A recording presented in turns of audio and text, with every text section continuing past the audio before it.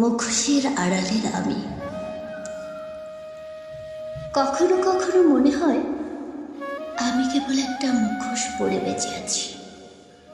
হাসি দিয়েই কথা বলি, কিন্তু ভেতরে কোথাও একটা নীরব কান্না জমে আছে। সবাই ভাবে আমি ভালো আছি, কিন্তু কেউ দেখে না আমার চোখের ক্লান্তি।